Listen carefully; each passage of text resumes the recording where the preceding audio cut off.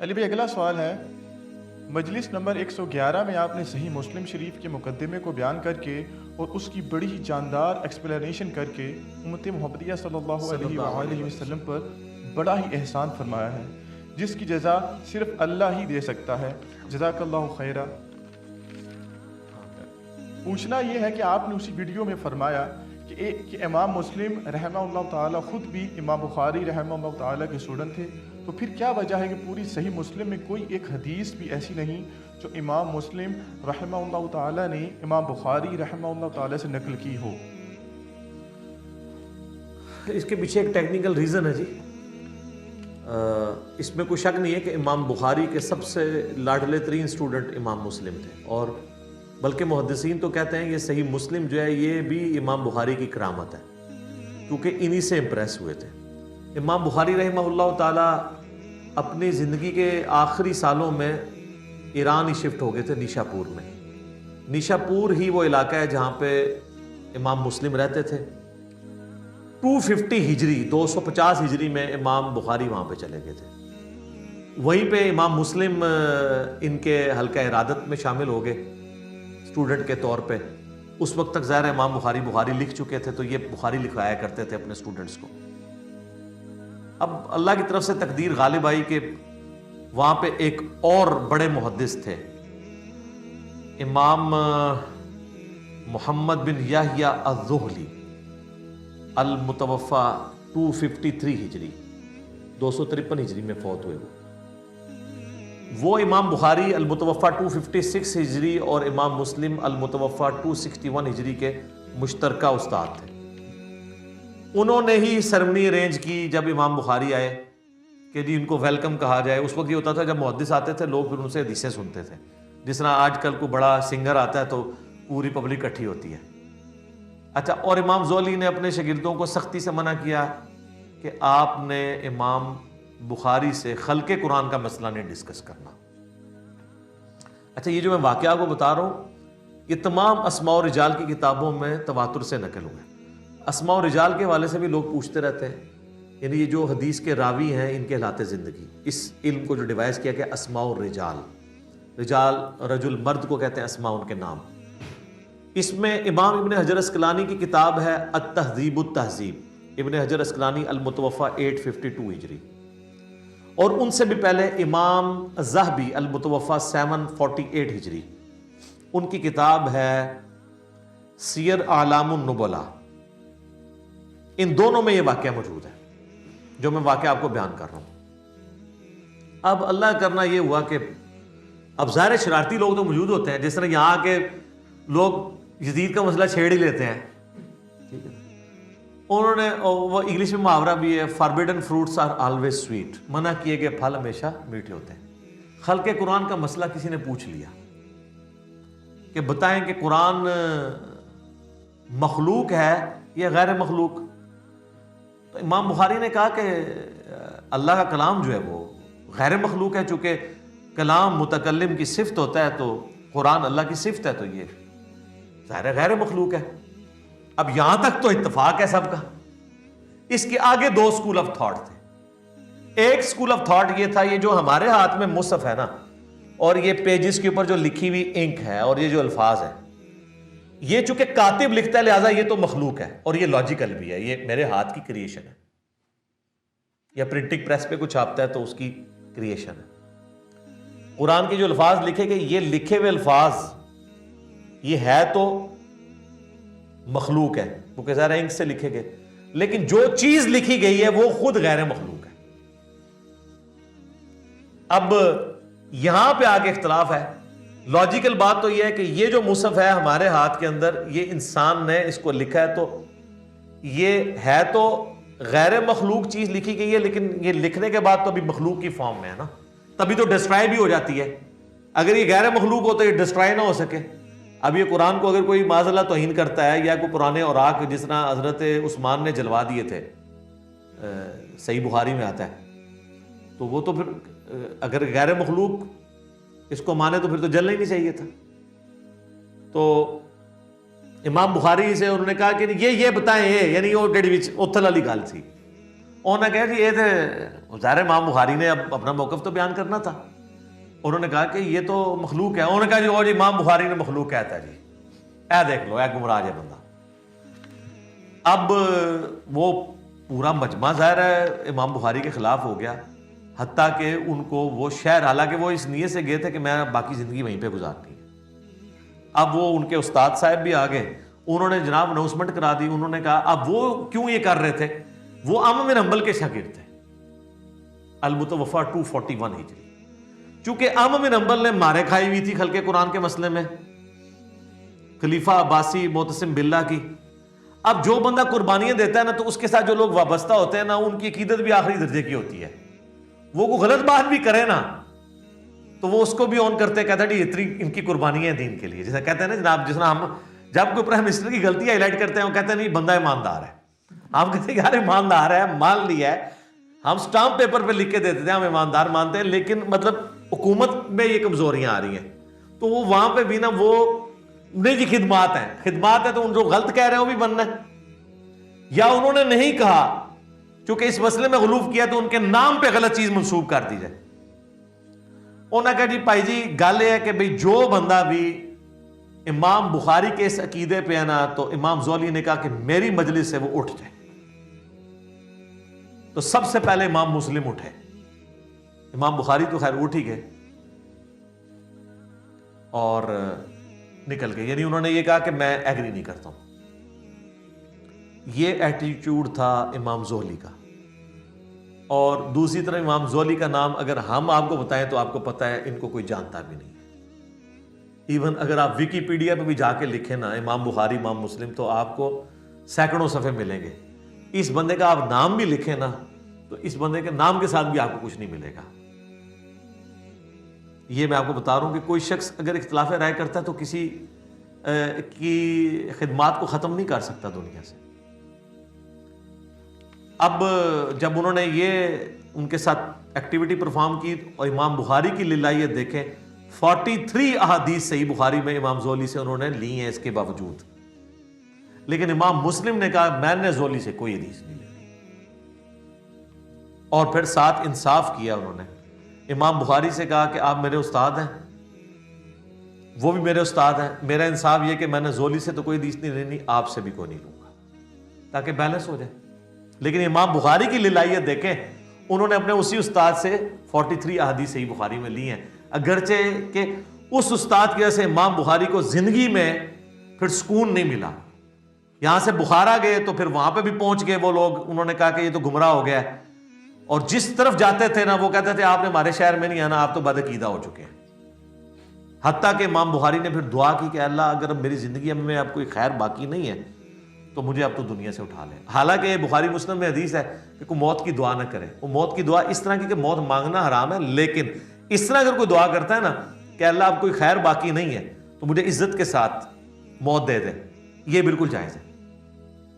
تو اپنی زندگی میں انہوں نے برا وقت دیکھا ہے, اپنے آخری, یعنی جو پنجابی کہتے ہیں نا خیر چنگی نہیں ہوئی, لیکن سر دنیا آج بخاری بخاری کرتی ہے.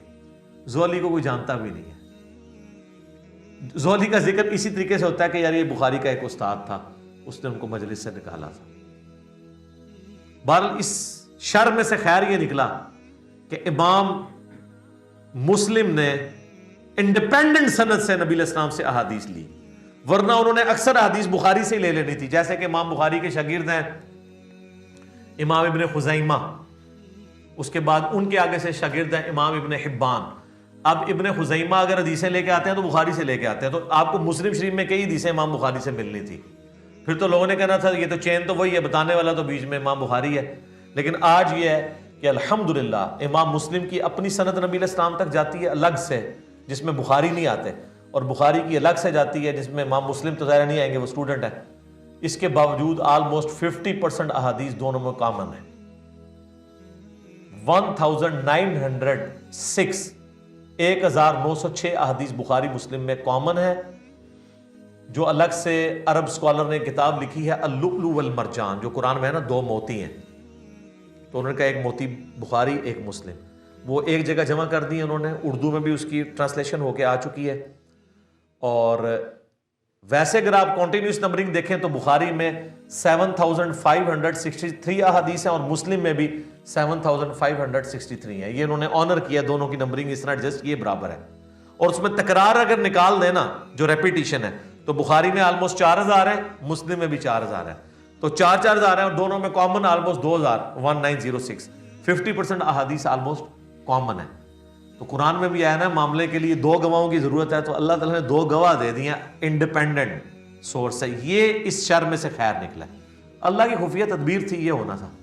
بہرحال اس سے کئی ایک چیزیں آپ کو پتہ چلی کہ امام بخاری کتنے اعلیٰ اخلاق کے مالک تھے کہ اسی استاد سے حدیثیں لیں. امام مسلم کتنی احتیاط کرنے والے تھے کہ انہوں نے کہا میں نے اگر ایک استاد سے اختلاف کیا, دوسرے سے ایک مسئلے میں اختلاف ہوا ہے نا, انہوں نے اس استاد کو 0 سے ملٹیپلائی نہیں کیا. عزت اسی کی عزت کی وجہ سے بخاری سے بھی حدیثیں نہیں لی. یہ نہیں کہا کہ گمراہ کہہ دیا. اعلیٰ ظرفی کا مظاہرہ کیا امام بخاری نے, امام مسلم نے بھی. اور الحمدللہ آج ہمارے پاس دونوں ذخیرے احادیث موجود ہیں اور اللہ تعالیٰ کی یہ نعمت ہے. آپ دیکھ لیں, نہ یہ صحابہ ہیں, نہ یہ تابعین ہیں, یہ نہ تبع تابعین ہیں. امام بخاری, امام مسلم تبع تابعین میں سے آتے ہیں.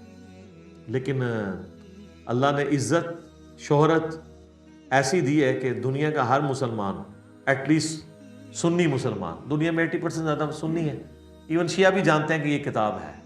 قرآن کے بعد افضل ترین 2 کتابیں بخاری اور مسلم ہیں. اور یہ چیز ہے کہ آپ اپنی لیگیسی چھوڑ سکتے ہیں, آپ صحابی نہیں بھی ہیں, اگر آپ دین کے لیے تڑپ شو کرتے ہیں اللہ تعالیٰ آپ کو اٹھا سکتا ہے.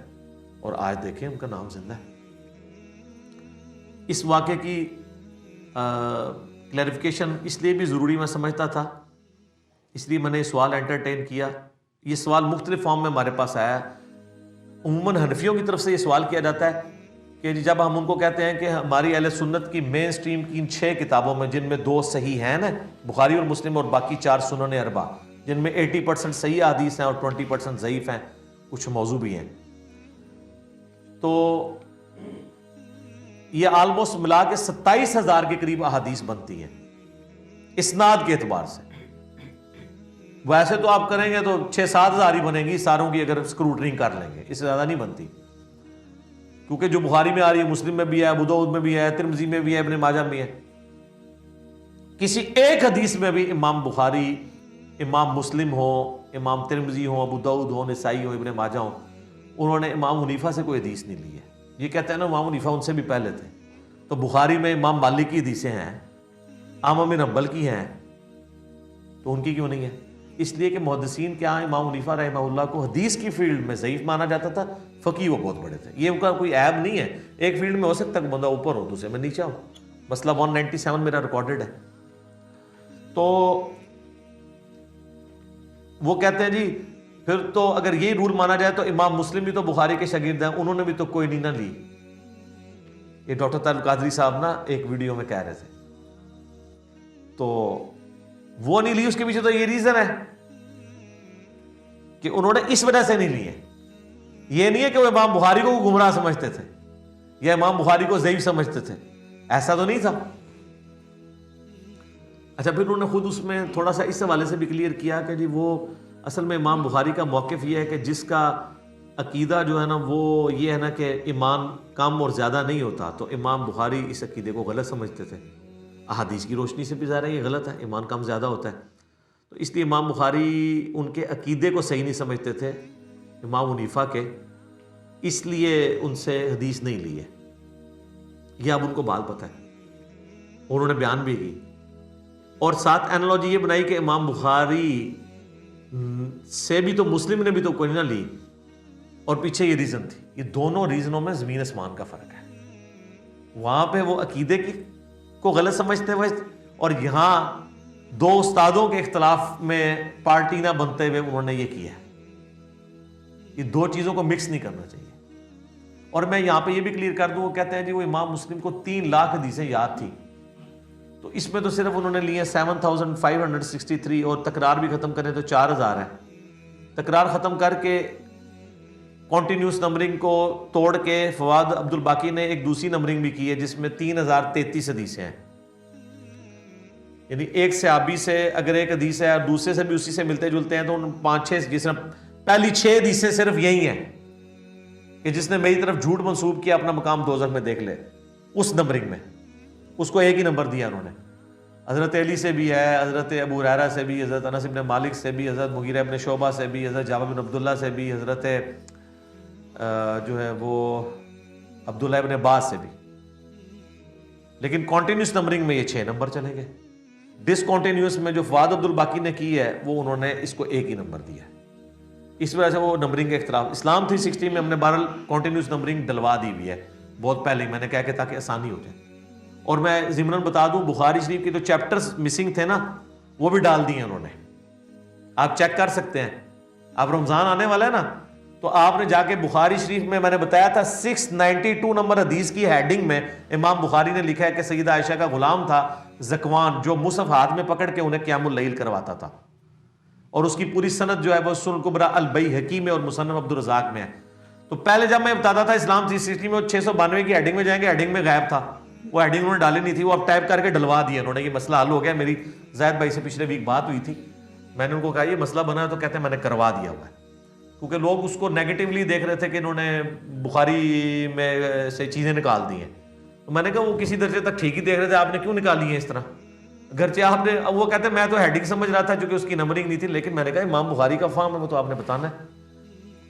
تو یہ کہتے ہیں 3 لاکھ حدیثیں، وہ 3 لاکھ اسناد ہیں. یار قرآن کی آیات آلموسٹ 6,500 ہیں. 6,666 نہیں ہے سر، وہ بھی کہانی جائے نا. تو حدیثیں کیسے 3 لاکھ 6 لاکھ ہو سکتی ہیں نبی علیہ السلام کی زندگی میں؟ آپ کی عمر نو تھی کہ آپ نے 6 لاکھ حدیثیں بیان کرنی تھی؟ ٹوٹل احادیث جو ہے نا نبی علیہ السلام کی 10,000 سے زیادہ نہیں ہے. ساری کتابوں کی بھی جمع کر لیں. ویسے تو آپ کہیں گے 27,000 تو ادھر پڑھی ہوئی ہیں اور مشکات کی بھی 6,000 ڈال لیں، تو مشکات میں بھی اسی میں سے ہی ہے نا. اگر یہ حدیث ہے کہ میری طرف جھوٹ منسوب کیا تو اپنا مقام دوزخ میں دیکھ لو، تو یہ بخاری میں بھی ہے، مسلم میں بھی ہے، ابو داؤد میں بھی ہے، ترمذی میں بھی ہے، نسائی میں بھی ہے، ابن ماجہ میں بھی ہے، اور مشکات میں بھی ہے. مشکات تو خیر اسی کے نوٹس ہیں. 7 جگہ پہ ایک حدیث ہے تو اس کو 7 دفعہ تو نہیں گنا جائے گا، 1 دفعہ. اور اس ایک حدیث کے بھی امام بخاری کئی ایک طرق لے کے آئے بخاری میں، اور ہر ایک کو علیحدہ نمبر دیا گیا. بعد میں امام بخاری مسلم نے تو نمبرنگ نہیں کی تھی. نمبرنگ تو ابھی 40-50 سال پہلے ہوئی ہے سٹینڈرائز، تاکہ آسانی کے ساتھ ڈھونڈا جا سکے. تو اب وہ آپ یہ کہیں گے کہ جناب یہ 7 حدیثیں ہوگی، 1 ہے. اس کو آپ یوں سمجھیں کہ ایک صحابی نے نبی علیہ السلام سے حدیث سنی، اس نے 10 تابعین کو سکھائی. حدیث 1 اسناد 10. ہر تابعی نے 10 تبع تابعین کو سنائی. ایک حدیث 100 اسناد. اور امام بخاری امام مسلم تو آ رہے ہیں تبع تابعین میں. وہاں پہنچتے ہوئے ایک ایک حدیث کی 1000 اسناد ہیں اگر ایک صحابی بھی ہو، اور اگر کئی صحابہ ہوں تو لاکھوں میں اسناد جائیں گی. انما الاعمال بالنیات کی 700 اسناد ہیں. حدیث تو ایک ہے. کہتے ہیں جی لکھاں حدیثاں سنتے ہیں انہوں نے نا تھوڑی جی وہ جڑیاں نہیں لئیاں نا ساڑیاں سر وہ آئی نہیں سنتے. اچھا دیکھیں جو چیز سامنے موجود ہے اس کو تو نہیں ماننا، جو انہوں نے نہیں لی وہ ماننی. وہ تسی لے ہی نہیں مندے پہ ہو تو جو انہوں نے نہیں لی ہوئی ہے وہ تو آپ نے ماننی نہیں تھی. ٹھیک ہے. تو یہ اسناد ہے میرے بھائی، یہ کوئی اس طریقے سے حدیثیں نہیں ہیں، سندیں ہیں، ان کی طرق ہیں اتنے زیادہ. حدیثیں 10,000 سے زیادہ نہیں بنتی آلموسٹ. بہت کھینچ تان کر لیں، ورنہ اگر آپ سے کوئی کہہ جی 3 لاکھ مسلم کو یاد تھی، احمد بن حنبل کو 6 لاکھ یاد تھی، اور سارے ملینز میں بنتی ہے. اس کی ٹائم کی کیلکولیشن کریں یہ کس وقت نبی علیہ السلام یہ حدیثیں بیان کرتے تھے. قرآن تو آپ کے آخری وقت تک نازل ہوتا رہا، قرآن ہی بیان کرتے رہے، حدیثیں کس وقت بیان کی ہیں. اس کے لیے تو میں نے بتایا عمر نوح چاہیے. یہ بہت بڑی مت ہے، اور یہ جو میں دعویٰ کر رہا ہوں یہ میرا نہیں ہے، ابن حجر اسقلانی نے، بڑے بڑے محدثین نے اس کو ایز اے ٹاپک بنا کے لوگوں کو بتایا ہے کہ لوگ دھوکے میں مبتلا نہ ہوں کہ یہ اس طریقے سے نہیں ہے جس طریقے سے لوگ سمجھتے ہیں. تو یہ ایک واقعہ تھا. میں نے اس کے ساتھ کچھ جو کو ریلیٹڈ چیزیں تھیں جو اکثر سوالات لوگ کر رہے ہوتے ہیں، میں ساتھ ساتھ جو میرے دماغ میں آتا ہے نا میں بیان کر دیتا ہوں کہ کوئی چیز اس میں سے سکپ نہ ہو جائے. ٹھیک ہو گیا.